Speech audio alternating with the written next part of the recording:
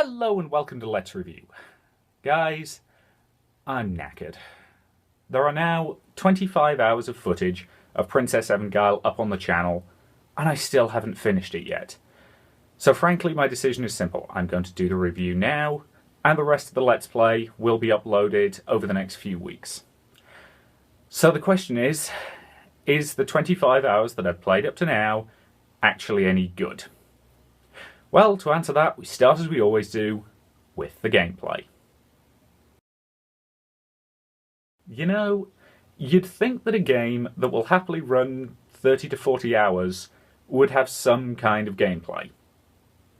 You would apparently be wrong, as in Princess Evangile, there is no gameplay of any kind. There are a couple of choices, but at least the first few have absolutely no effect on the game whatsoever. And they are so infrequent that they're almost not worth mentioning. So that means we have to turn instead to the story to see if that can support the game on its own. And can it? Well, the story of Princess Evangile follows Messiah, a young man who, through a series of somewhat unlikely incidents, finds himself attending a prestigious school. A school that until now has only been open to girls. I assume that he is actually meant to be there. He's not simply putting on a dress and hoping for the best. No, he is not. The school in question is named Venice's, and it's in financial trouble. The only way that the school's board can see to get out of it is to open its attendance to boys as well. However, this is a board made up of the kinds of people who use progressive as an insult, and as such, a lot of them are very, very opposed to the idea. However, since they are in so much financial trouble, they eventually agree to a single test subject, one boy who is there to represent his entire gender. Is that plan not a wee bit silly?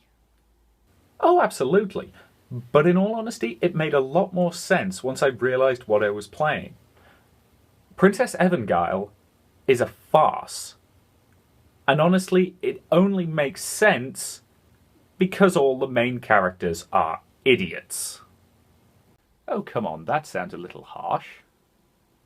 At one point, the main character is tricked into stripping, in spite of the fact that he's been told to do it by a note, the sender of which he does not know, and then about 10 people walk into the room. Alright, I will admit that that is a tad foolish. He also figures that the best way to get someone to trust him is to deliberately put her in the path of some mobsters who've already tried to kidnap another of his friends. Yes, alright, that plan is most definitely idiotic. Tell me about it.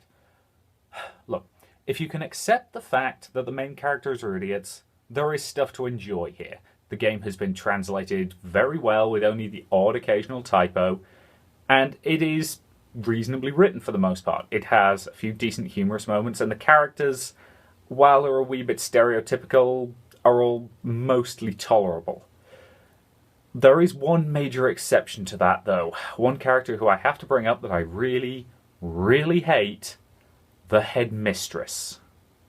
Well, given that in fiction set in schools the head is almost always an antagonist, is that not likely to be intentional? Probably, but honestly, she represents everything I personally hate about private schools. She is arrogant, she's convinced she's better than everyone else. She refers to the areas outside the school as the lower world, and frankly... Martin, take over. Wait, what? I'll be back in a sec. Okay,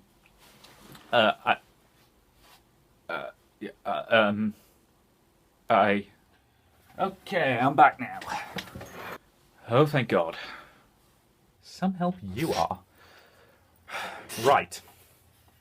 This is my high horse. Whenever this is on screen, that means I am having a bit of a rant about something. If you want to tone out, feel absolutely free. This game does a couple of things that I found really rather dodgy, the most notable of which is the fact that it makes repeated assertions that a character called Konomi is sexually attractive. Now, the game never specifically gives her age, but given the way she acts and the way she is drawn, I would say she could be no older than 13. Now, some people are probably going to say that, oh, that's just a cultural thing, and in Japan it's perfectly acceptable. And that may well be the case, but frankly, speaking from my own biased cultural perspective, I found it deeply, deeply creepy. Okay, I'm going to put you down for now. You know people don't like it when you moralize. I know, but look, I wouldn't be doing my job if I didn't at least bring it up. The story fundamentally is one of acceptance. First of Masaya as an individual, and then later of men as a gender. The problem with that from my standpoint is that I never felt like I was achieving anything. Are you implying that no progress is made? No, in fact it's actually more that I felt like Masaya was contributing more to the opposite camp. Everything that he and his friends seem to do seems to make things worse, especially the stuff that I could tell immediately when they suggested it would make the situation much, much worse.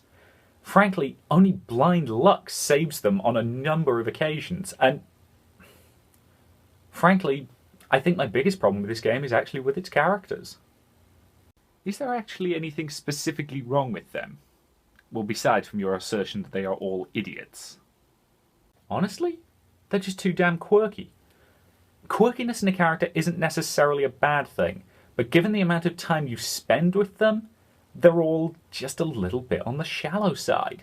From Chio's bizarre jealousy to Ryuko's unintended sexual innuendos, from Rise's constant optimism to Tammy's obsession with gossip, all of these characters start to get really annoying after a not particularly long length of time.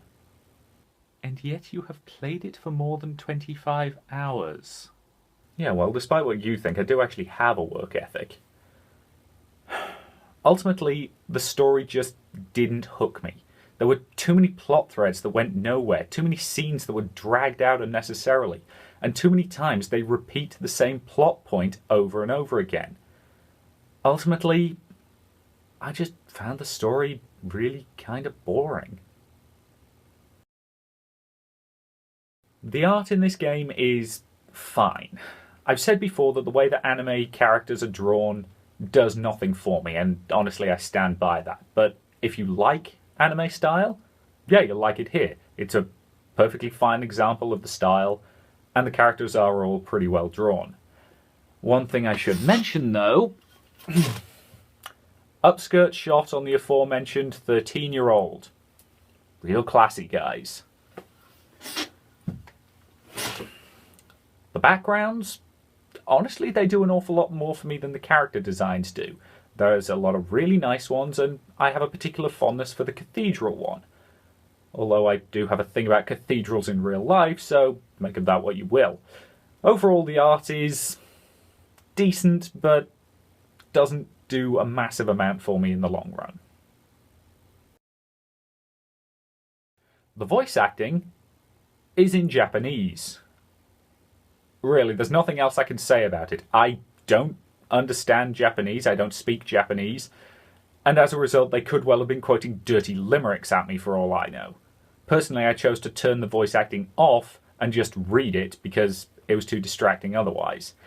If you do understand Japanese, it may well be perfectly fine. I'm not going to give an opinion on that.